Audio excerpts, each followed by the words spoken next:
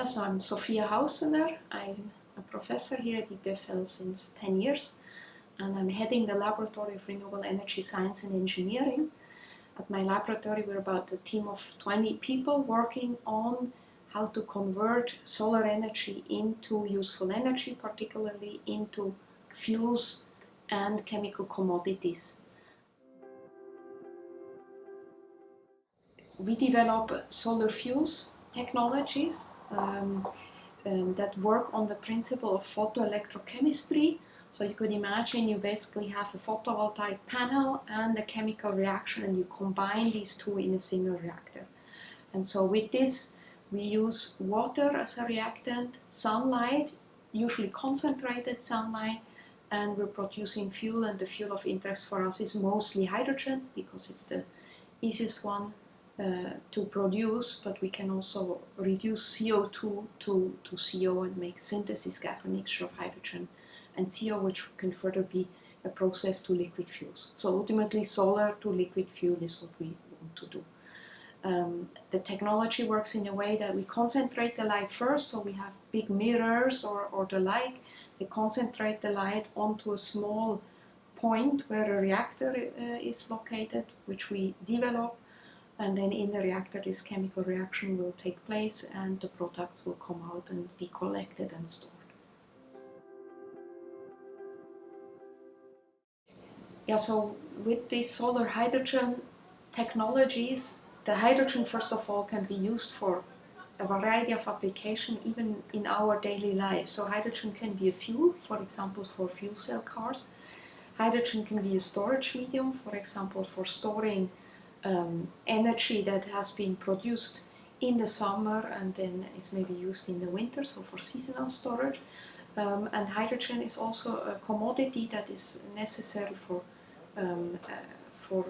chemistry, so it can go into production of fertilizers or things like this. And hydrogen, in principle, you can also burn. It's a clean fuel. So we have had a project in the global south in Cameroon where we used the green hydrogen for cooking applications where indoor air pollution is a big problem. So these are direct implications of what green hydrogen can bring to your life. Now for the more longer term future, hydrogen is difficult to store still. So you have to store it under large pressure, or you have to store it at low temperatures in liquid form. So what you can do instead is convert hydrogen to a liquid, eventually a liquid fuel. And so this is what we work towards by developing methods, reactors that convert hydrogen and CO2 to hydrocarbons, so liquid fuels.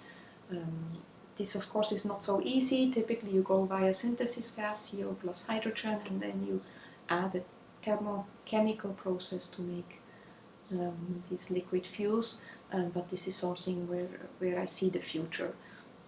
Because it would then also be easier, you can use infrastructures that is already available right now for fueling cars, but also in the aviation industry, for example. Everything is geared towards liquid fuels, and so if we could somehow contribute there, providing green aviation fuel or green fuels, liquid fuels, that would have also a big impact. So this is one of our future interests.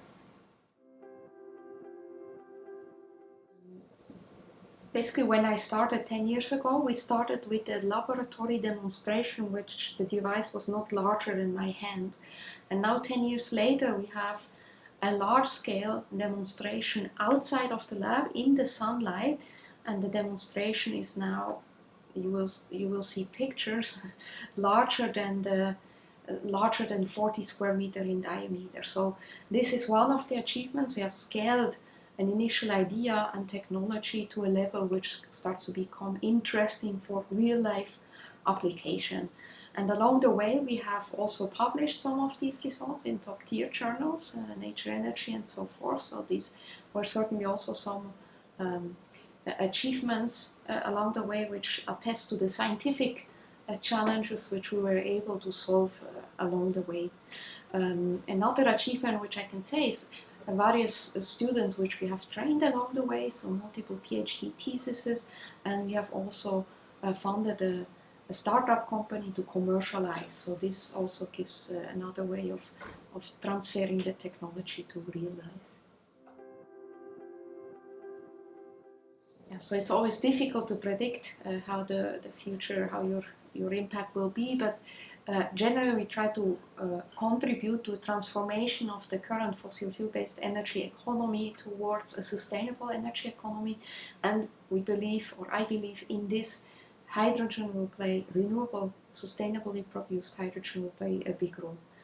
And so with the startup, So High Tech, we have now developed a technology which we're thinking is ready for the market, and therefore I hope there will be some impact on how hydrogen is produced up to now. Up to now, the majority of hydrogen is produced still from fossil resources, and so with this technology, we hopefully can bring renewable, sustainable, green hydrogen to the market, and in this sense, hopefully have an impact not only on the energy economy, in fact, but also on the chemical industry.